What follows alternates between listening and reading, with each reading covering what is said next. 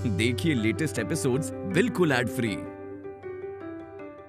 Bharat Ratna doctor Bhimrao Ambedkar को कोटि कोटि नमन। ये कार्यक्रम डॉक्टर भीमराव अंबेडकर के जीवन पर आधारित है, जहां भारत की जनता के प्रति उनकी योगदानों को पूरी सजगता से चित्रित और रेखांकित करने का प्रयास है। कार्यक्रम में दिखाई गई घटनाएं लब्ध प्रतिष्ठ पुस्तकों से ली गई हैं। इस कार्यक्रम के जरिए चैनल की ओर से एक विश्वसनीय, सजग और सकारात्मक प्रयास है कि डॉक्टर बाबा साहेब भीमराव अंबेडकर के जीवन की संघर्ष यात्रा एवं गौरव गाथा पूरे आदर के साथ घर घर पहुंचे और उनके योगदानों से सभी संपूर्णता में परिचित और आह्लादित हों।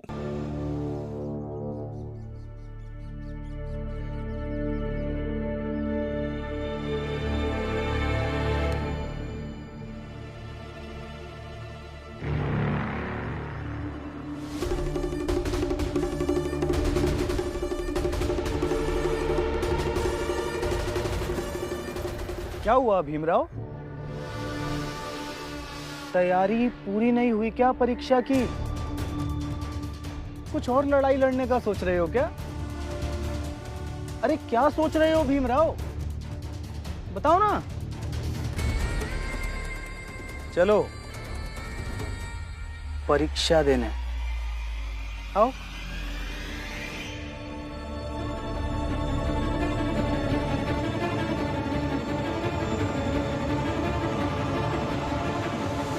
क्या हुआ रमा को? पापा, रमा को अस्पताल ले जाना होगा। इसकी तबीयत कल रात से ही खराब थी। लेकिन अपनी गलती की वजह से थी ना। कितनी बार मैंने कहा इसे किसी को बताते हैं, लेकिन नहीं बताना है किसी को, नहीं तो उसके पति की परीक्षा खराब हो जाएगी। आई बस कीजिए बाबा, रमा को अस्पताल ले जाना होगा, लेके चलते। नहीं भैया,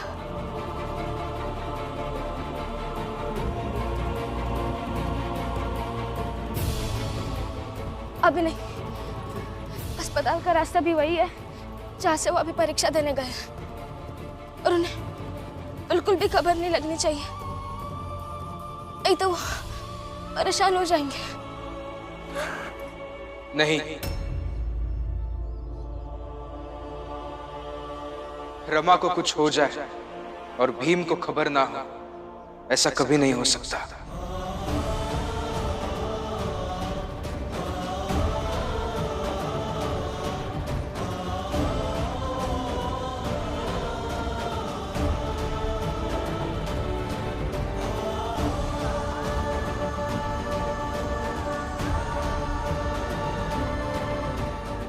रमा, इसका मतलब तुमने झूठ बोला ना मुझसे? तुम्हारे पेट का दर्द कम हुआ ही नहीं था। चलो मैं तुम्हें हॉस्पिटल लेके जाता हूँ। नहीं। अब परीक्षा देने जाइए। मैं बाकी सबके साथ चले जाऊंगी अस्पताल। मैं नहीं जाऊंगा रमा परीक्षा देने। जब तक तुम इस दर्द से पूरी तरह से उभर नहीं जाती, मैं नहीं जाऊंगा कॉलेज। कैसी बातें कर रहे हैं आप? आपकी परीक्षा ज्यादा जरूरी है। मेरे लिए तुम ज्यादा जरूरी हो रमा। देखो रमा, आज तक तुमने बहुत त्याग किया है, अब भीम के त्याग की जरूरत है। तभी तो समझ आएगा कि पति और पत्नी का बराबरी का होना चाहिए का भाषण देने वाले भीम और उसके पत्नी में कितनी बराबरी है। आई, अब भड़काइए मत। अब जाइए परीक्षा देने। अब आई की बातों पर ध्यान मत दीजिए। अब जाइए। बाबा कहिए ना इनसे, कहिए ना कि ये जाए परीक्षा देने। नहीं रमा, देखो, एक बार मेरी तबीयत ठीक नहीं थी तो परीक्षा छूटी थी ना। आज तुम्हारी तबीयत खराब है, आज भी छोड़ दूंगा परीक्षा। नहीं छोड़ सकते, क्योंकि आपकी परीक्षा, उन परीक्षाओं के परिणाम, आपकी उपलब्धि, ये सब बहुतों के लिए ज्यादा जरूरी है।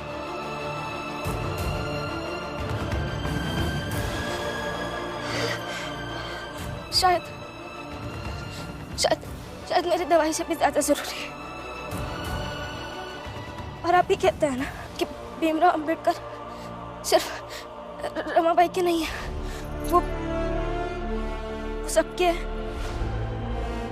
तो जो सबके होते हैं वो किसी एक के दर्द के लिए रास्तों पर रुक नहीं जाते।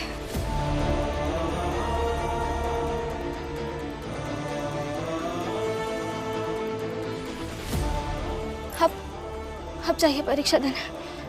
मैं चली जाऊंगी अस्पताल। भीम, अभी अगर तुम रमा को छोड़ के गए तो दुनिया के लिए क्या हो जाओगे पता नहीं, लेकिन एक पत्नी, एक स्त्री के लिए तुम गुनहगार साबित हो जाओगे। अरे अपनी पत्नी को ऐसे दर्द में छोड़ के जा रहे हो तुम। बकवास बंद कर जीजाबाई। रमा का ध्यान रखने के लिए हम सब यहाँ खड़े हैं ना। भीम, रमा सही कह रही है बेटा, तू जा परीक्षा दे, हम सब रमा का ध्यान रखेंगे। नहीं, दीदी बकवास आप कर रही है।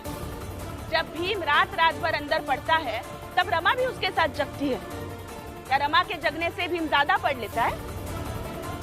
वो जब भूखा रहता है तब रमा भी भूखी रहती है। क्या रमा के भूखे रहने से भीम का पेट भरता है? जब तमाम लड़ाइयों में भीम बाहर संघर्ष करता है तब रमा भी उसके साथ बाहर जाती है। क्यों? क्योंकि सुख दुख बांटने का भाव होता है। आज उसी भाव के तहत भीम भी रमा के साथ बैठे यहाँ बैठे, उसका इलाज कराए, उसको अस्पताल ले जाए, और जब ठीक हो जाएगा उसका दर्द तब जाए ना परीक्षा देने। हाँ। अब जाइए परीक्षा देने।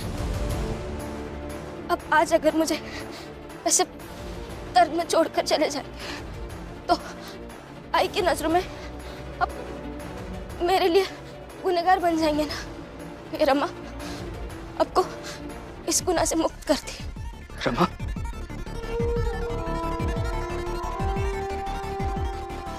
अब जाइए परीक्षा देने।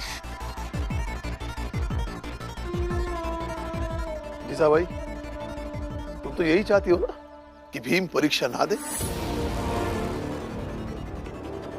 लेकिन ऐसा होगा नहीं। जा बेटा, परीक्षा दे। और मेरी एक बात हमेशा याद रखना कि ये स्नातक की परीक्षा तुम इसलिए दे पा रहे हो कि तुम्हारी पीछे तुम्हारी पत्नी रमाबाई अंबेडकर थी।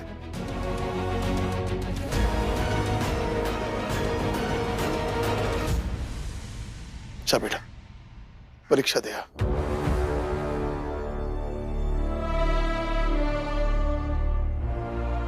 रमा,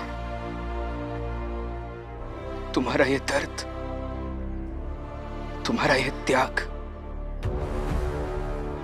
जिंदगी भर नहीं भूलूंगा मैं।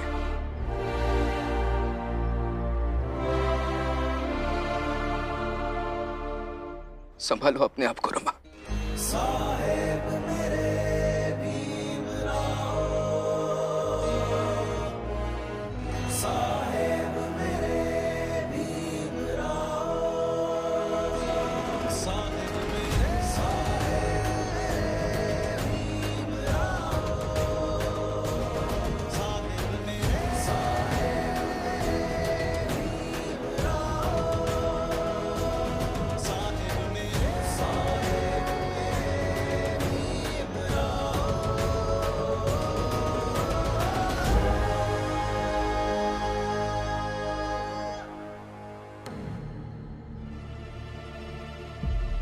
लक्ष्मी, करुणा, जल्दी से इसे अस्पताल ले चलो। चलो जल्दी।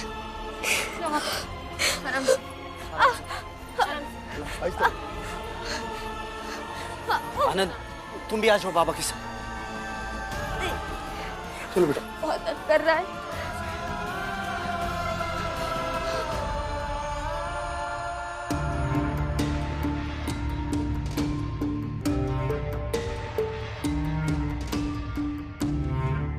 फुलिया,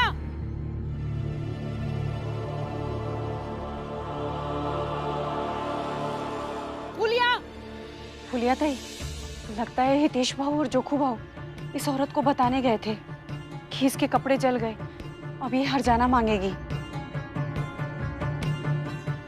फुलिया, ये मैं क्या सुन रही हूँ? तूने मेरे कपड़े जला दिए? मैंने तुझे इतने भरोसे से कपड़े दिए थे और तूने जला दिए। अब चल हर्जाना निकाल।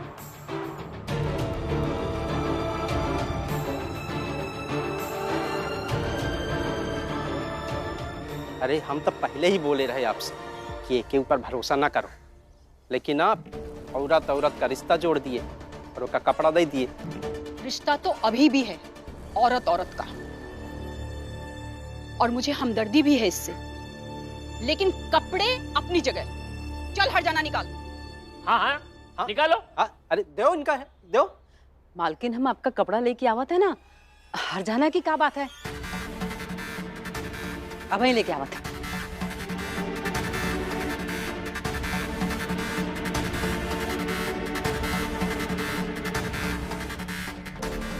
लेकिन तुम दोनों तो कह रहे थे कि मेरे कपड़े जला दिए इसने। कपड़े जले तो थे मालकिन,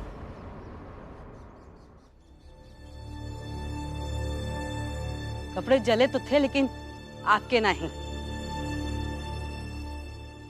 ये लीजिए।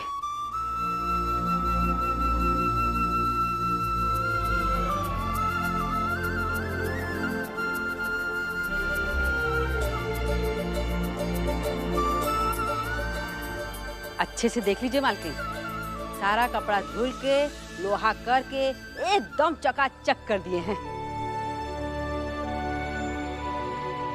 कपड़े तो सब ठीक हैं, बल्कि और ज्यादा साफ हैं।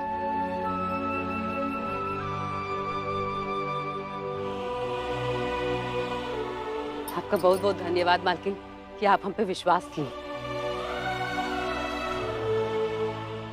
ये लो तुम्हारे पैसे, शाम को घर आ जाना और कपड़े दे दूंगी, और पड़ोसियों से भी कह दूंगी कि अपने अपने कपड़े तुम्हें दे। बहुत आभार।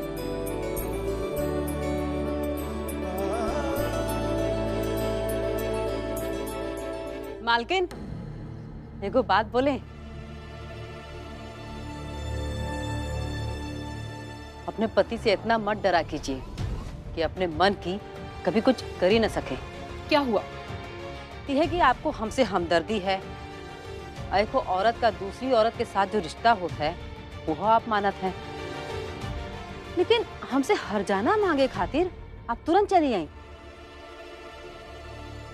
कहे कि आपको डर रहा कि अगर आपके पति को ये बात पता चल जाए कि आप जो कपड़ा हमका दी थी हम जलाए दिए गलती से, तो वो आपके साथ बुरा बर्ताव करेंगे।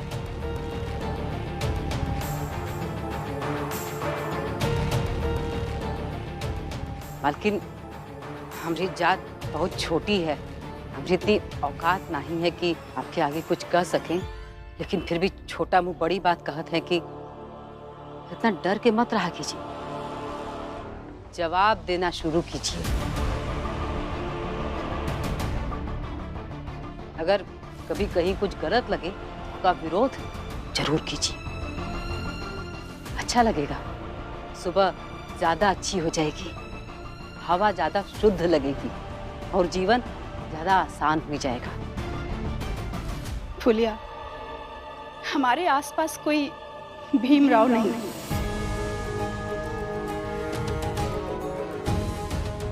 जो हम में इतनी हिम्मत भर दे। इतना आसान नहीं है।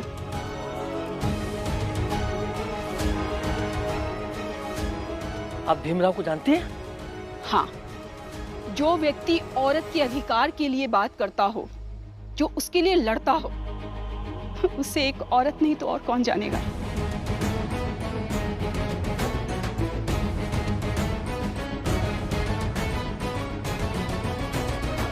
अरे वो क्या किसी औरत को समझेगा? खुद की पत्नी को ऐसे दर्द में छोड़ के चला गया परीक्षा देने। जोखू, ये नहीं पूछोगे कि जौन कपड़ा जल गवा रहा वो कौन सा रहा? कौन सा था?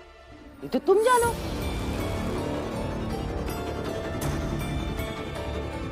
कहे कि हम आपन कपड़ा रात में उठा के तुम्हारा कपड़ा के साथ में रख दिए रहे,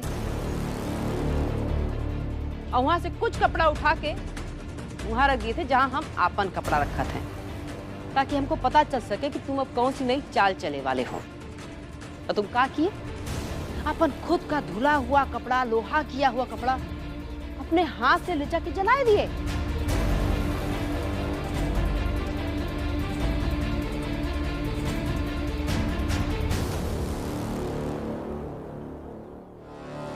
जोखू, तुम्हें दिखा नहीं क्या अंधेरे में अपने कपड़े और फुलिया के कपड़े में फर्क? हाँ? अंधेरे में तो फिर भी दिख जाता जोखू, लेकिन जब मन में ईर्ष्या भरी हो ना, तब सिर्फ किसी का नुकसान करने का ही दिखता है, बाकी समझ कहीं खो जाती है। अब जो को तुम्हार कपड़ा जल गवा, ई बात का दुख तो हमके बहुत है, लेकिन हर जाना तो तुमका भरे के पड़ी। रुक जाता है तो काबिन बतावत है हम।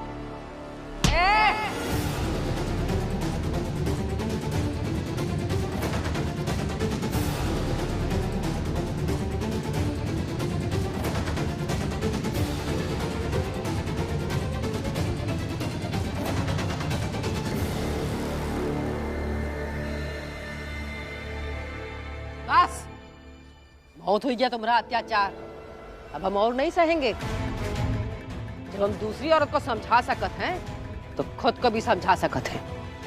इसलिए हमरे ऊपर हाथ उठाए से अच्छा ई होगा कि जाके देखो कि केकर कपड़ा जलाए दिए हो और ओकर कितना हर्जाना देवे के पड़ी। आए बड़े हम पे हाथ उठाए वाले।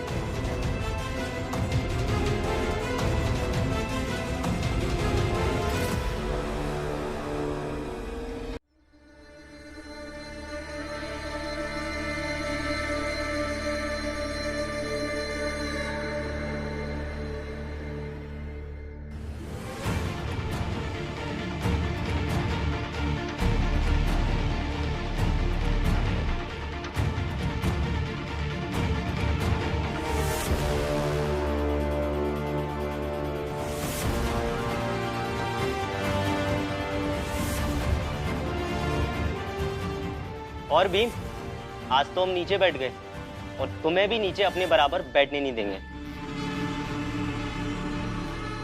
तो आ गए सारे बच्चे।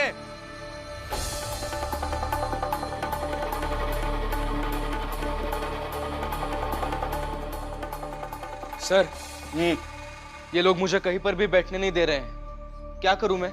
इसमें करना क्या है भीम? वैसे भी तुम बिना कारण परीक्षा देने आए हो।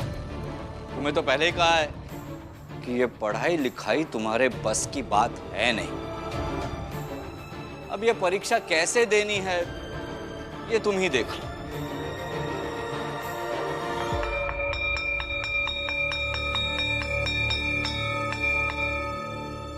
चलो सब लोग तैयार हो जाओ।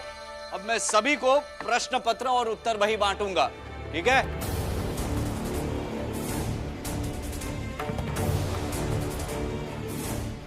देखिए, मैं आप सबसे कह रहा हूं मुझे बैठकर परीक्षा देने दीजिए, नहीं तो मैं सारे प्रश्न पत्र और कॉपियों को छू लूंगा।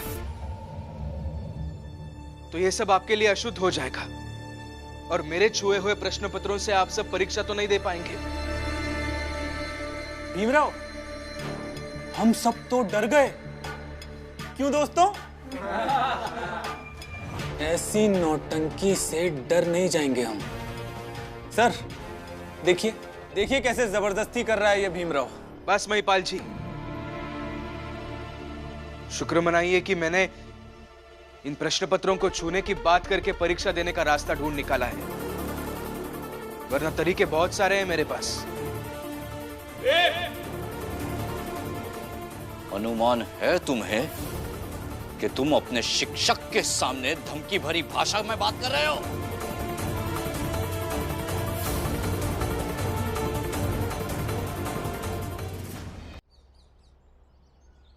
क्षमा कीजिए सर, लेकिन सर क्या आपको अंदाजा है किन परिस्थितियों से गुजर के आज मैं यहां परीक्षा देने आया हूं? मेरी पत्नी रमा बीमार है, उसके पेट में दर्द हो रहा है। वो बेचारी रात से दर्द सह रही है, मुझे बिना बताए, इसलिए ताकि अगर मुझे पता चलता तो परीक्षा में बाधा आ जाती। लेकिन अब रमा का दर्द मेरे अंदर गुस्सा पैदा कर सकता है सर, और गुस्से में अपने हक के लिए मैं कुछ भी कर सकता हूं। इसलिए मैं फिर एक बार आप सबसे कह रहा हूं कि अच्छे से मुझे यहां बैठकर परीक्षा देने दीजिए। बेंच पर बैठकर नहीं, जमीन पर बैठकर सही, लेकिन परीक्षा देने दीजिए। कहीं नहीं बैठोगे, और ये पत्नी की बीमारी से सहानुभूति पाने की नौटंकी कहीं और करना। नौटंकी? बताओ फिर आपको। अभी जाकर आधे घंटे के अंदर अपनी जात के इतने लोगों को यहां ले आऊंगा कि वो सब मिलकर मेरे बैठने की जगह बनाएंगे।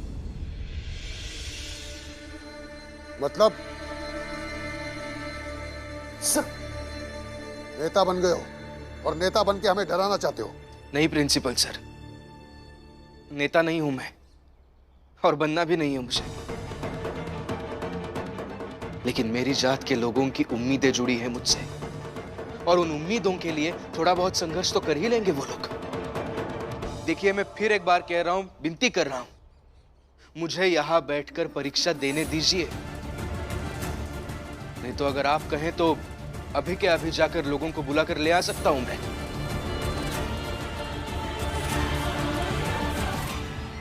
और सर, अगर 10-20 लोग भी आ गए तो आप अनुमान लगाइए कि क्या हो सकता है।